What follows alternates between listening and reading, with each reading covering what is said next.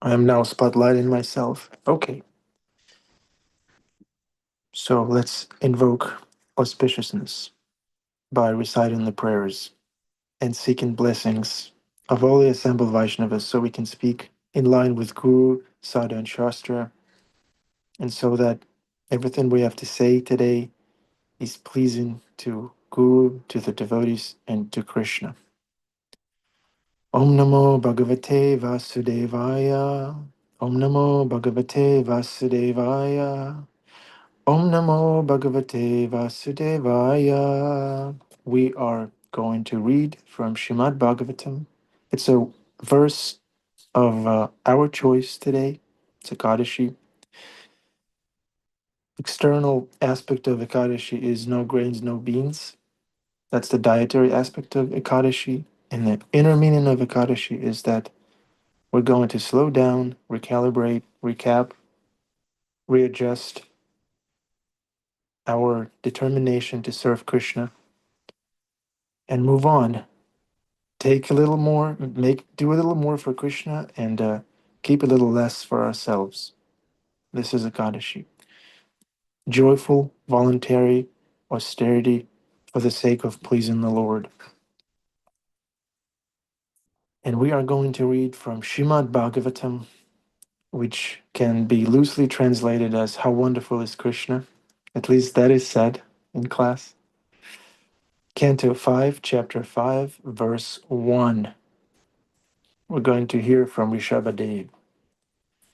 Rishabhad Uvacha Nayam Deho Deha Bhajam Nriloke Kashtan Kaman Arhate Vid Bhujam Ye Tapo Divyam Putrakayena Satvam Sushudhid Yasmad Brahma Shokyam Tvanantam. Word for word translation and purport by His Divine Grace, A.C. Bhaktivedanta Swami Srila Prabhupada. Rishabha Uvacha, Lord Rishabhadev said, Na, not, I am this, Deha, body, Dehinosmi and Tadehe, same word. Deha Bhajam, all of all living entities who have accepted material bodies. Nriloke, in this world. Loka means world, location. Kashtan, troublesome. Kaman, sense gratification. Arhate, deserves. Vidbhujam, of stool eaters. Hare Krishna. Ye, which. Tapaha, austerities and penances. Devyam, divine. Putrakaha, my dear sons. Yena, by which. Sattvam, the heart.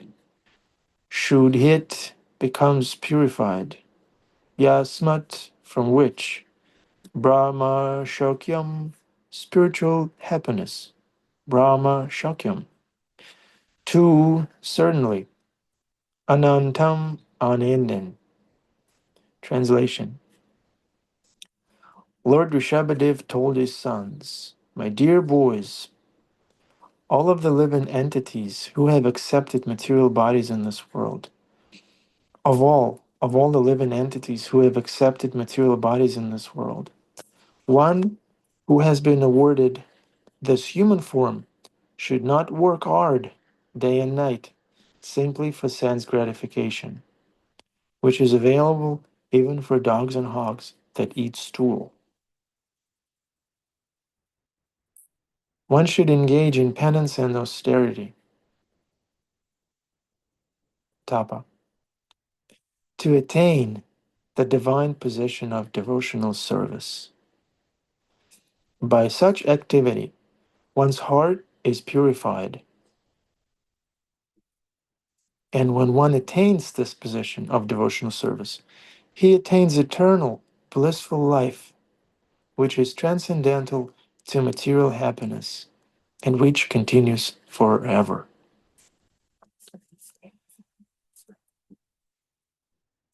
It's um it's a longer purport, So, with your permission, we will recite the prayers and then we will dramatically read the purport and discuss it.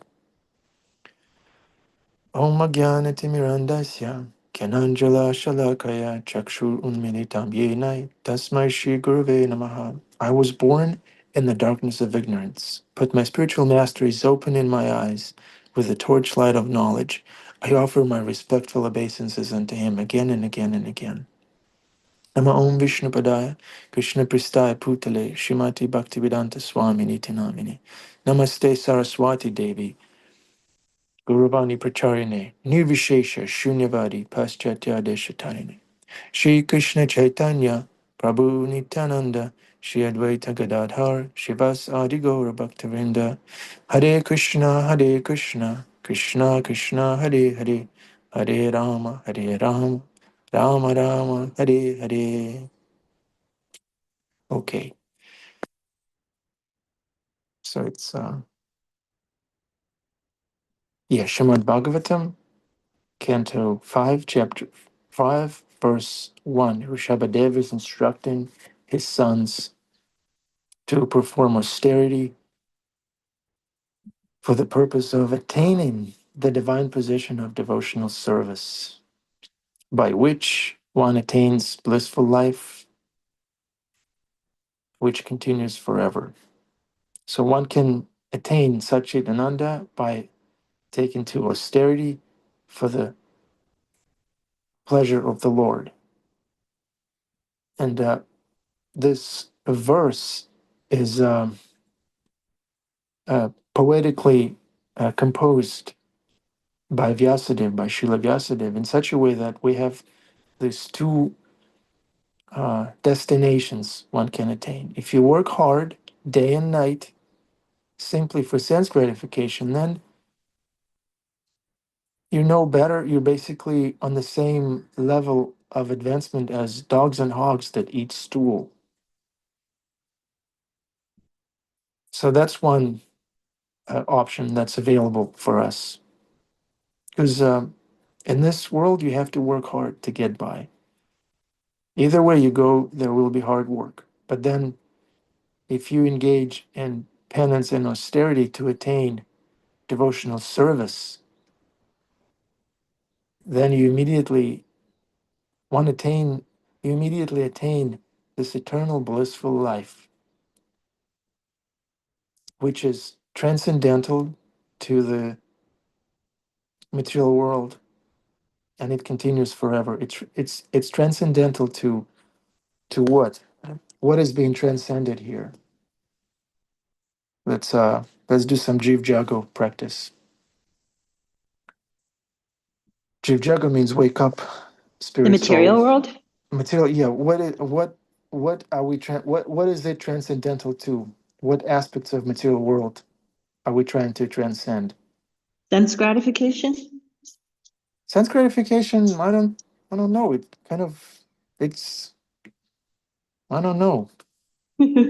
What's so dangerous about I mean, senses are gratified, we go on living, what's the difficulty? What is You it in get the material world that attachment. it's okay to be attached, I guess? You feel good when you're attached, at least I don't know. You temporarily. got me, Ananda What's the Behari. I don't. downside? What's the downside of the material world? Let me put it this way.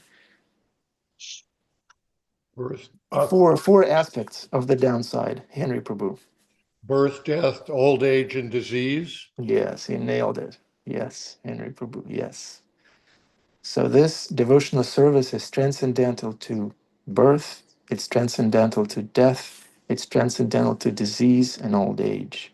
Krishna consciousness, devotional service transcends all that. So, and how do we transcend? By engaging in austerities and penances for the pleasure of the Lord. So let's see what the purport says. In this verse, Lord Rishabhadev tells his sons about the importance of human life. The word Deha Bhakar refers to anyone who accepts a material body, but the living entity who is awarded the human form must act differently from animals. Animals like dogs and hogs, whiskey dust, we hope you're not offended, because dog can be very loyal. It's an example of loyalty. If we're loyal to our guru, like a dog, it's a very honorary position. But sometimes dogs are used, it's their service to be used to illustrate different points. So, all the dogs in this class, please take Srimad Bhagavatam in its entirety in the context. So, in this particular verse, um, it says that animals like dogs and hogs enjoy sense gratification by eating stool. After undergoing severe hardships of all day, human beings are trying to enjoy themselves at night by eating, drinking, having sex, and sleeping. At the same time, they have to properly defend themselves. There's so much to do in this material world, right? You have to eat, drink, you have to procreate, you have to sleep, and you have to defend yourself. It's a difficult position. However, this is not human civilization. Human life means voluntarily practicing suffering for the advancement of spiritual life. Let me read this again. Human life means voluntarily practicing suffering for the advancement of spiritual life. There is, of course, suffering in the lives of animals and plants, which are suffering due to their past misdeeds. However, human beings should voluntarily accept suffering in the form of austerities and penances in order to attain the divine life. In other words, uh, pain will be there whether you're an animal or a human, but only this human life, this human form of life, gives you choice. Am I going to accept this pain and difficulty voluntarily to please the Lord or not? That's the crossroads between the animal and human life. And humans can, this is the only form. Animals, they usually they're only moving forward on their path. There's no way an animal can commit something sinful and be thrown in hell. That's not something that an animal can do, has the freedom to do, but humans can do that. Even after practicing human form of life or even angelic form of life. One wrong move and we are we are thrown in the depth of our uncontrolled hellish mind. One wrong move, one unoffered cookie, and we're burning in hell of our mind. So humans can go up and down, up and down. So human beings should voluntarily accept suffering in the form of austerities and penances in order to attain the divine life. So divine life is not possible without austerity. We were discussing the other day how if there's no criticism, that means you're not doing much, my dear sir. See, Henry Prabhu is the only one keeping his camera on. Henry Prabhu, thank you so much. Thank you.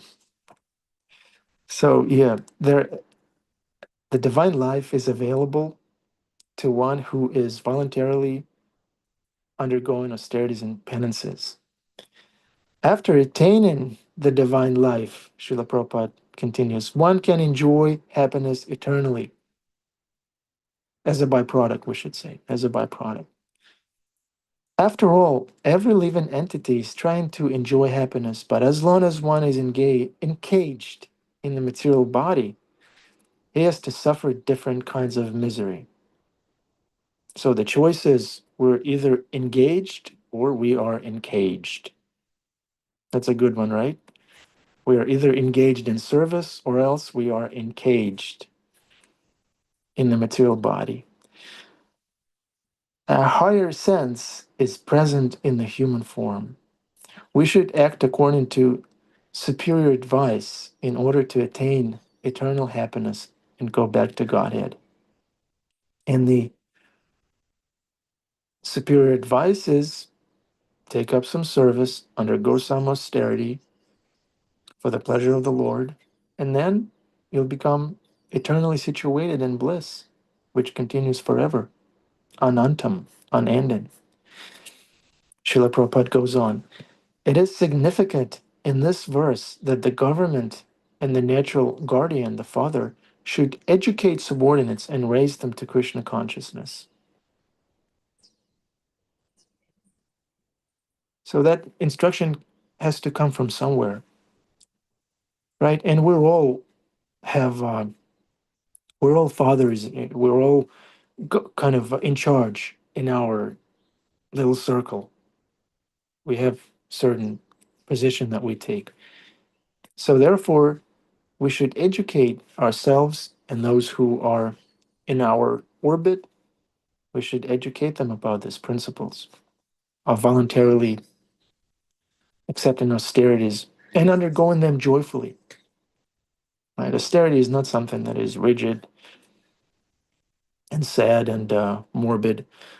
Austerities are joyful, waking up. There may be some pain, but then happiness comes right after it. When you see the devotees showing up, I'm in good hands, I'm in good loving hands. This happiness immediately. 5 seconds of austerity, overcoming sleep and lethargy, and then you basking in bliss of devotees association. Devoid of Krishna consciousness, every living being suffers in this cycle of birth and death perpetually. To relieve them from this bondage and enable them to become blissful and happy, Satchitananda, Bhakti Yoga should be taught. So we're all teachers in our own way. A foolish civilization neglects to teach people how to rise to the platform of Bhakti Yoga. So we shouldn't take it for granted because no one teaches it, no one cares. Without Krishna consciousness, a person is no better than a hog or a dog. We're saying this with compassion. We're not trying to put someone down. It's all coming from the place of compassion that Srila Prabhupada had for the humanity at large. The instructions of Rishabhadev are very essential at the present moment. People are being educated and trained to work very hard for sense gratification. What is that Sanskrit acronym that describes working hard? Who can name? Bhima Prabhu is not here, and it has something to do with horses. That Vedic acronym.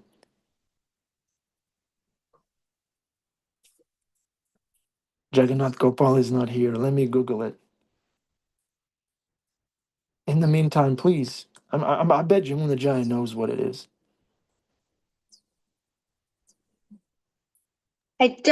I'm trying to think. I don't think I probably do, but I can't remember it. I don't think I What's do. that foaming in the mouth?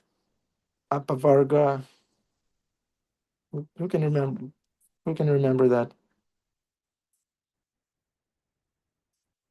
Papa Varga. Let me see.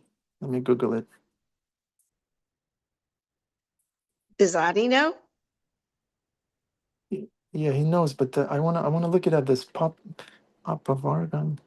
It's like every syllable has a meaning, and you're working hard, and then you start foaming in the mouth, and then nothing. You attain nothing but pain. That's when you work hard to enjoy senses. Pavarga. Okay, hold on. This is the word. Pavarga. Material existence. 5 letters. Okay, there it is. Pavarga means material existence. Shrimad Bhagavatam, Canto 4, Chapter 30, Verse 30.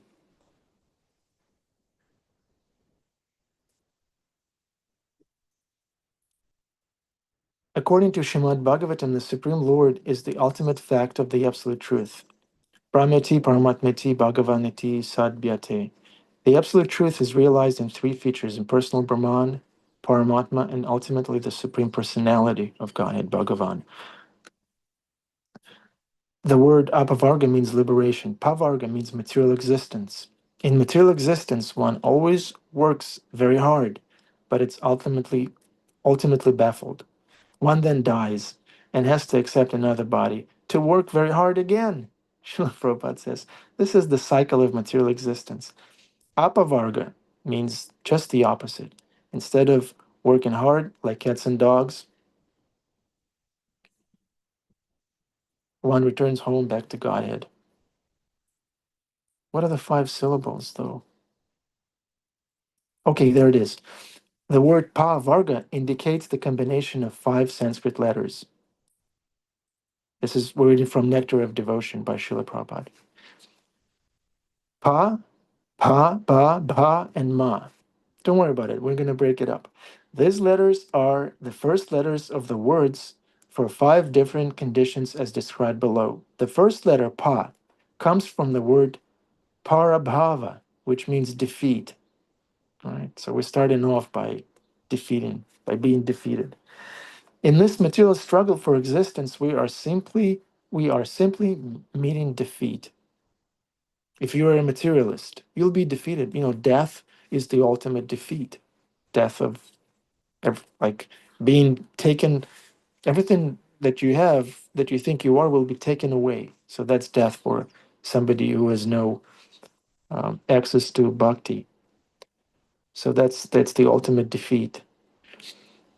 Um, Actually, we have to conquer birth, death, disease, and old age, and because there is no possibility of overcoming those miserable conditions due to the illusion of Maya, we're simply meeting with parabhava or defeat. So that's pa, the first syllable, defeat. The next letter, pa, pha, is taken from the word pena. Pena is the foam which is found on the mouth when one is very tired, as is commonly observed with horses. Right? So we work hard, and what's the result? What's the outcome? Just foam in the mouth. Again, this is describing the material consciousness. When a devotee works hard, it's it's like putting one in front of a number of zeros. Becomes great. Something great is achieved when one is working for Krishna, working hard for Krishna. When you read Srila Prabhupada's Lilamrita or any memoir from a devotee about the early days of this movement, the devotees were working so hard. They were opening temples. They were doing impossible things. When Shama Sundar Prabhu and Malati Devi and the rest of the crew, Gurudas and Jamuna, um, Mukunda and Janaki, these first 3 couples, they arrived to the UK to start a temple in London to please Srila Prabhupada, their guru. They underwent so much. Uh, Shama Sundar Prabhu had to be so creative and resourceful to get access to the Beatles. Right? They they were working very hard for Krishna.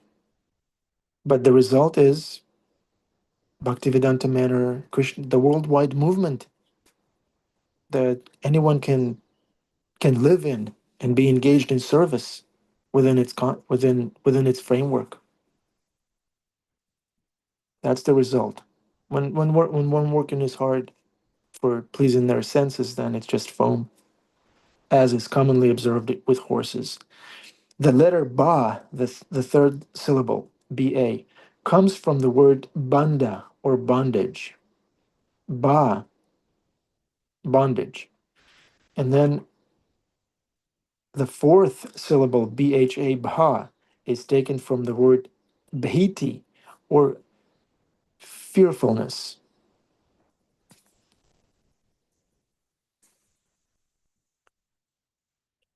Ma, the fifth syllable, is taken from the word mriti or death. Hare Krishna, this is so morbid. Life without Krishna, this pavarga is so morbid, so sad. So the word pavarga signifies our struggle for existence and our meeting with defeat, exhaustion, bondage, fearfulness, and at last death. Apavarga means that Apavarga means that which can nullify all of these material conditions. So devotional service, voluntary austerity for the pleasure of the Lord, can nullify all of these material conditions. So this world is difficult. Life is difficult. Vaisheshika Prabhu says that with kirtan, he says, with chanting Hare Krishna, we can handle life. He says, one can handle life easily when there is chanting, kirtan, all the processes that Srila Prabhupada introduced us to. So all these avarga things can be handled when one is situated firmly in devotional service, under the guidance of the Guru, with feedback from his fellow devotees. So it's important to be in the association of the devotees. The devotees will give you feedback. They're not shy. Some of them are, but some of them aren't, and they will give you feedback. Krishna is said to be the giver of apavarga, the path of liberation. So we talked about pavarga. Okay, we're gonna make a little pit stop here. It's 7:44, and we'd like to open it up. We are few. It's 10 of us. Adipusha Prabhu, would you like to tell that story about having 10 devotees attending the yajna? To make the yajna complete, one has to have 10. It's called minion. Yeah. Well, But before you go on to that story, or whatever you want to say in line with Guru Sadhan Shastra, Jamuna Jaya, Queen of Smiles, has her hand up. Hare Krishna, I just want to reflect, it's, the context of all this really good information is it's a father speaking to its son. And that was really just touching me because it felt like almost like a speech we should hear when we graduate from school. I didn't go to university, but this is what you should hear instead of go out there and conquer the world and make money and you're going to be successful. And I'm thinking this is Rishabh talking to his son, and what great advice. This is real advice that the father is giving his son, not go out there and make me proud by making a lot of money. So especially this, it is that like dot, dot, dot, dot, dot, dot, those syllables. And then in the ultimate defeat, death in the material world, it's going to beat you. So I've just really been like relishing the fact that this is good advice. And like you were saying, we're all somebody's parent. And this is in some way, this is the advice we should be giving, especially to younger people. So I was really just reflecting on that. Hare Krishna. Thank you, Jamuna Jaya. Yeah, this is a sober and Sunday morning advice from Shastra. Don't get caught in pavarga. Don't get caught in those 5 syllables. Go to Krishna, who is the giver of apavarga, the path of liberation. Okay, Adipurusha Prabhu, Hare Krishna. what were you saying about 10 devotees? There's 10 devotees in this class now, 11 with Madan Gopal Prabhu. But Well, I know you in had a story where you Krishna, need to have at least 10 people attending the yajna for it to happen. you And see, um, you keep asking, but I can't seem to get started. There's a story in the Bible where Krishna told Abraham, I'm going to destroy Sodom and Gomorrah. I'm going to destroy these cities because the people have become so devious and they're basically eating each other alive. And so Abraham said, well, in that city, my nephew Lot is there and he's a good man. Are you going to destroy the whole city? What if we can find 50 good men who come in the morning and come together and pray? And the Lord said, okay, if you can find 50 good men that come to the morning program, we'll spare the city. So then Abraham said, what about 30? Okay, if you can find, what about 20? All right, 20. Lord, what if we can find 10 good men that come to the morning program and pray together? Will you spare the city? So Krishna said, yes. So he went through the whole city, couldn't find 10 people to come to the morning program, right? So I was reading that story, and then I was here in the room that's the temple room now for the Bhakti Center. And if anybody's ever stayed here, on this block there are 6 bars on this one block of First Avenue. And at 4 o'clock in the morning, the bars let out, especially on the weekends. Huge crowds come out onto the street screaming and yelling and throwing up and fighting and, passing urine on each other. And I saw there were 2 gentlemen in mini skirts hailing a cab, because across the street there was a place called Lucky Chang's, which was a transvestite Chinese bar, and we used to go there. I even had them some of them would come and stay with us as guests, but it was like, a, a, a hellish scene. I was looking out the window and I was thinking, wow, this is like Sodom and Gomorrah. There's like everything going on out there. And that morning, at the morning japa, we'll see the Jewish people say, we have to have a minyan. We have to find 10 people to come together for the morning program. And if they can't find that, they call up, Simon, we don't have a minyan. Please bring one more person. We need 10 people. Because they figure that each person should have the responsibility to gather 10 people together to pray and worship, to prevent the city from being destroyed. So that morning at Joppa, they were on 9. And I was like, wow. And then we had one guest named Chris, who was AWOL from the Navy. He was hiding here and staying with us and doing service.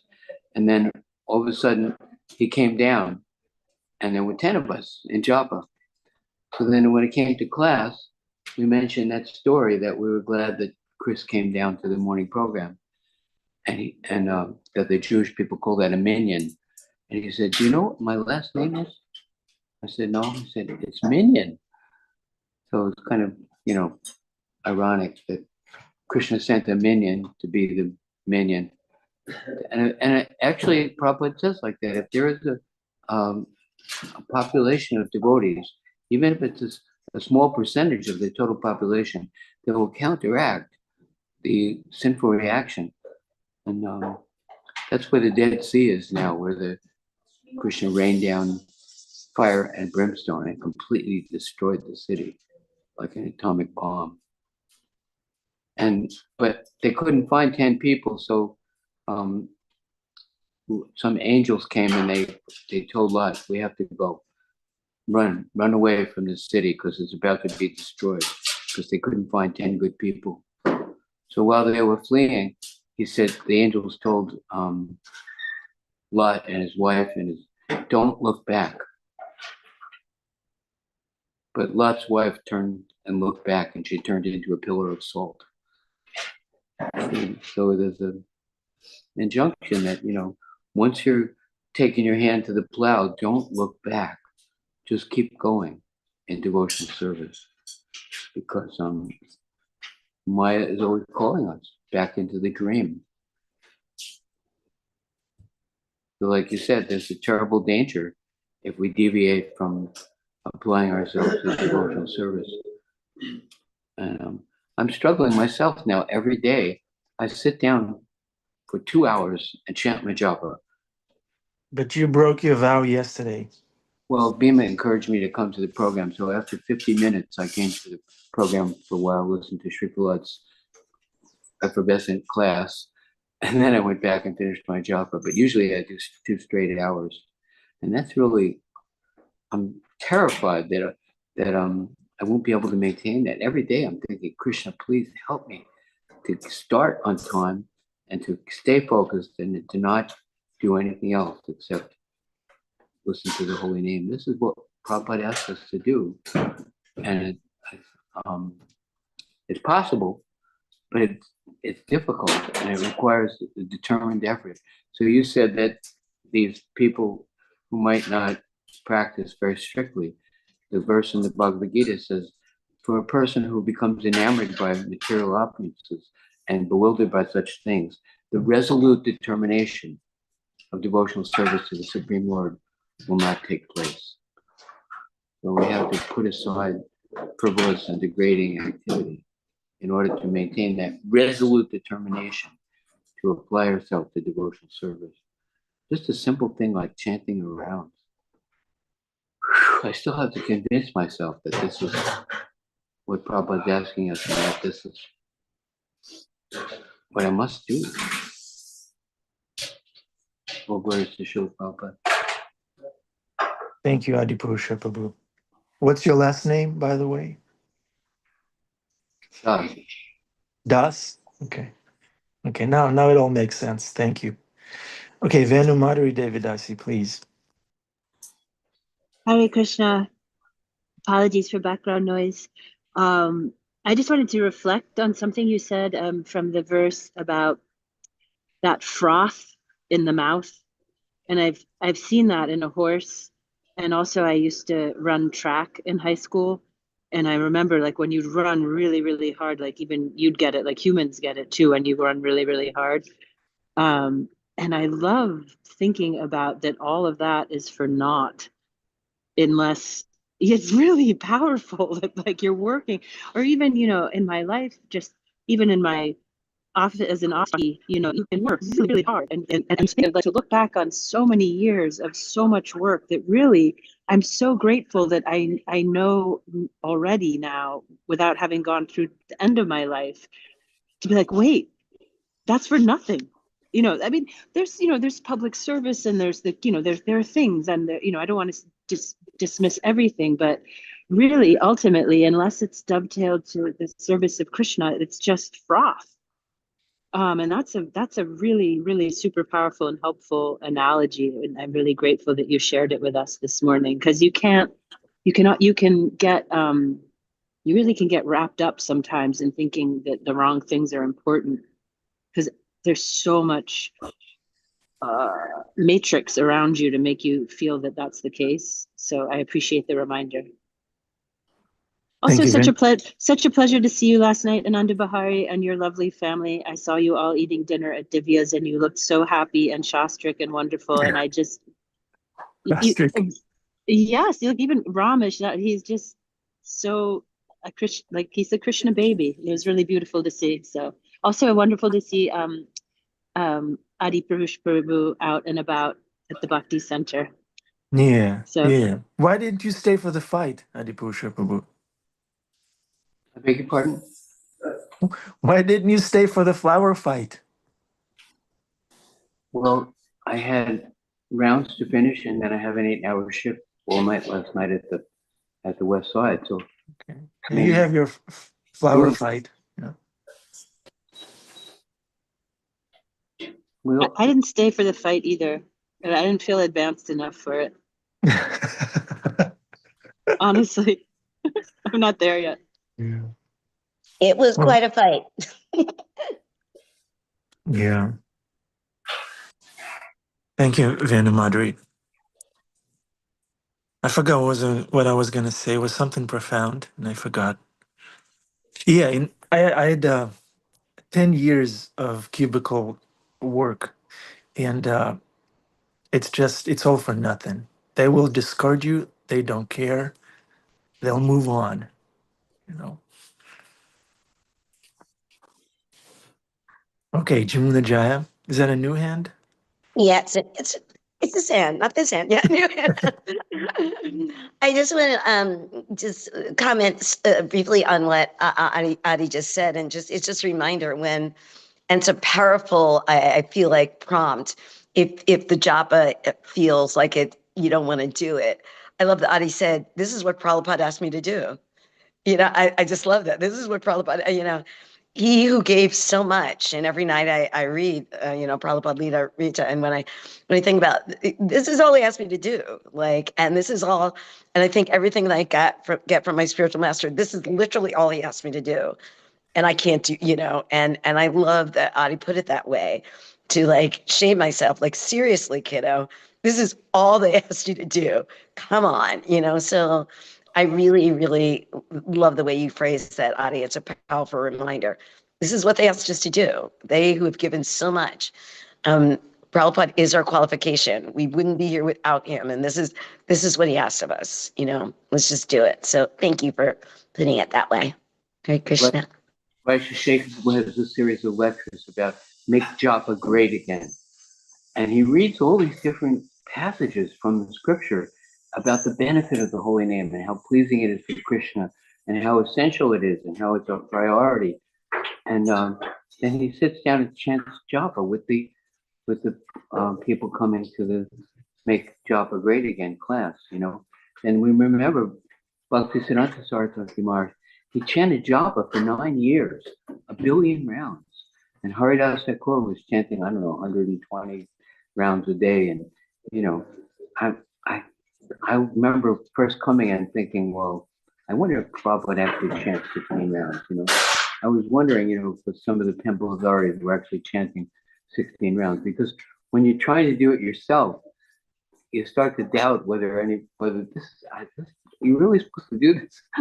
I'm still struggling with my mind. There are voices that say, "Don't do this. It's not necessary. Do your best, and you don't have to chant 16 rounds." And there's other things, but somehow or other, this is the Hare Krishna movement, and we have the holy name, and we don't want to think ourselves better than anybody else, even all those people yelling and screaming and urinating on each other out in the street in the morning when the bars let out. We're not better than them, but we care about them. And we understand that the danger is Nivritim Cha, Pravitim Cha. There are two paths. One path is it's bitter in the beginning, but sweet in the end. And the other path is sweet in the beginning, and in the end, like poison. So it's recommended that we accept it, like you were saying, voluntarily accept austerity. And this is a great sacrifice. It's very pleasing to Krishna. A lot of times lately, when I'm chanting, I'm sitting in front of a picture of Radha and Prabhupada, and I'm offering the holy name. I'm offering my chanting to them. And the holy name is Krishna being offered to Krishna. Just like offering Ganges water to Ganges. But it's an offering. It's for their pleasure. And it's our medicine. I'm trying to convince myself every day to keep doing it. Do you offer your aprons to Krishna after you make them? I actually do. Why not? Yeah, that's the process. Wouldn't be a complete morning program without a few apron jokes and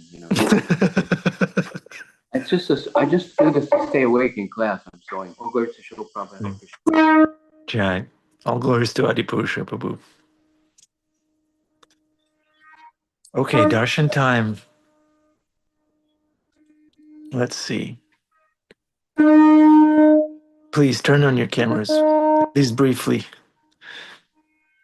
It's your austerity. Brief austerity.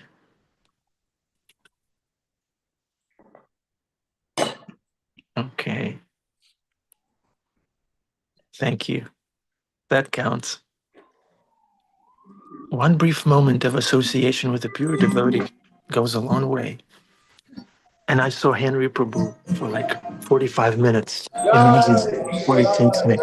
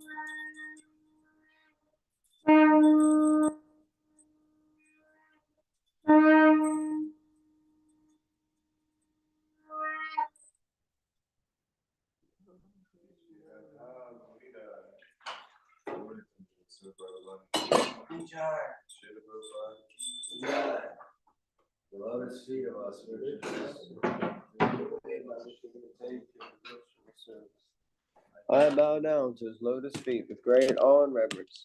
By his grace, one can cross the ocean of material suffering and obtain the mercy of Krishna. My only wish is to have my consciousness purified by the words and name from his Lord's mouth, that absence of the lotus feet is perfection that fulfills all desires. He opens my darkened eyes and fills my heart with transcendental knowledge. He is my Lord, birth after birth. From him is that frame that emanates. My ignorance is destroyed. The Vedic scriptures sing this character. Our spiritual master, the ocean of mercy, friend of the poor and the Lord of master of devotees. Oh, Master, be merciful to us.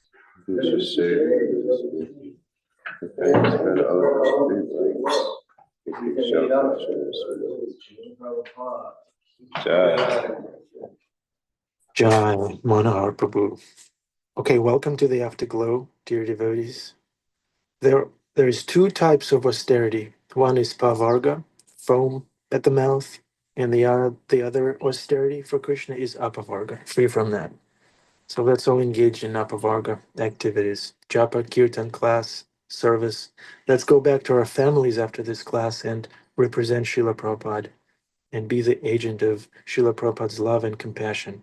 It's not that bhakti is when we do bhakti and then when we go back to our family, we look down on them. Oh, they're foaming, they're materialists. No, let's channel love. Otherwise, what's the point of hearing all those classes if we go back to our family and not practice it? Hare Krishna. So that's all I had to say. We hope it was pleasing.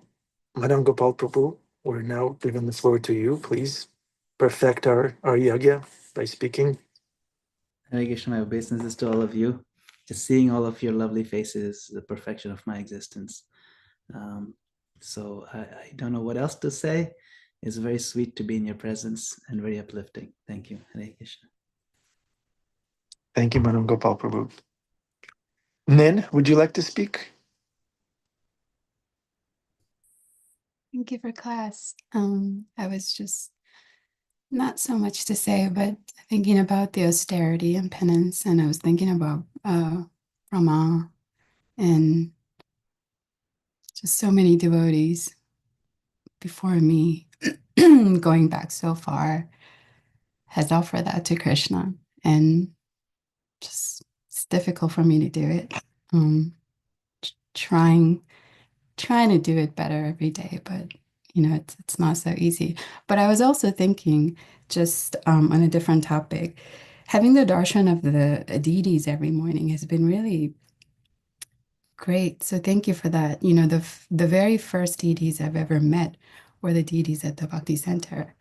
And I was asked to actually go there by my teacher, but I was scared to go by myself. But I actually ended up there after a little bit, hoping that I could be accompanied by someone. I ended up there by myself in one of the stormiest night in the winter time. And I had to wait for some devotees on the Second Avenue, and they're running late. And I didn't know who I was meeting. And so I just walked over because I needed some shelter from the rain and the wind. And I was just going to stay downstairs, but I went upstairs and there was hardly anyone there. There was a tiny Srimad Bhagavatam class going on, maybe 2 students. And I was offered to be in the class, but I was so new to it. I just was a little bit, uh, chaotic in my mind. But I went into the temple room. I wasn't really expecting to see the deities, like I suppose, but I just stood in front of them for a while and I was looking at their faces, their environment in the altar, just everything. I'm not sure how long I was standing there just staring, and I got really spooked because I had this sense that I was being watched and like by a real person. And I turned around and I just ran out because I just got really like, oh my God. I had like shivers going down my spine. So I went to the other room because there's a wall there. And I just sat on the floor and I hid myself actually. And I waited for some time to pass. And a devotee came and offered me a cookie, which was really nice. Um, so I've seen them maybe once after that. And it's been really nice to see them every morning because I just this morning I realized, oh, I'm getting attached to them. So yeah, thank you. How beautiful. That devotee was sent by Shishi Radha Muralidhar, Shigur Chandra. Hmm. Hey, give that girl a cookie. And it was so nice. Asked me who I was, what am I doing there by myself? And so I told him that I was waiting for some devotees around the corner, and he said, "Oh, you speak Russian?" And I was like, "Excuse me? No, I don't speak Russian." But he was very kind. Jai. I speak Russian. Oh, cool. Okay. Anandi. Hey, where are you, Anandi? Are you in Vrindavan Dham? Hold on, I'll unmute yourself, Anandi, please. I want to hear.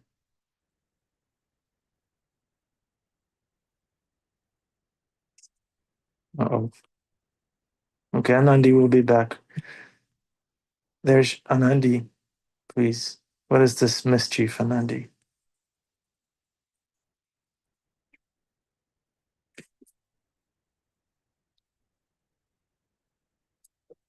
You can type something uplifting in the chat, Anandi.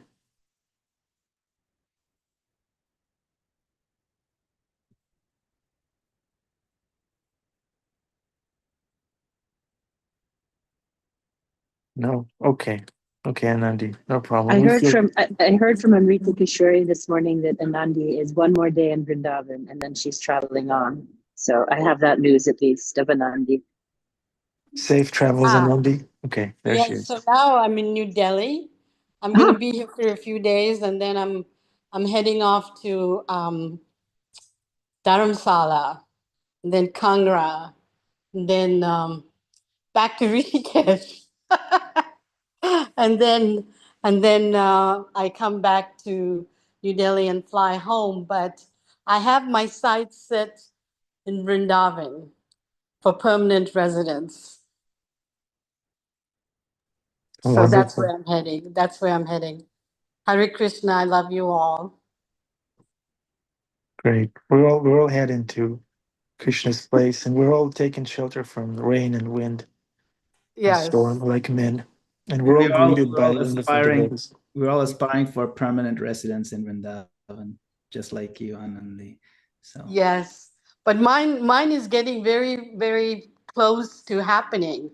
I found a beautiful 2-bedroom apartment. Unlike yours, mine is very close. No, no, Thank you, no. Anandi. I'm just saying. I mean, there's a 2-bedroom apartment, and people are. My family thinks I'm crazy, but I don't think I'm crazy. I mean, it's gonna happen sooner rather than later. Yes, and you know how amazing is Krishna?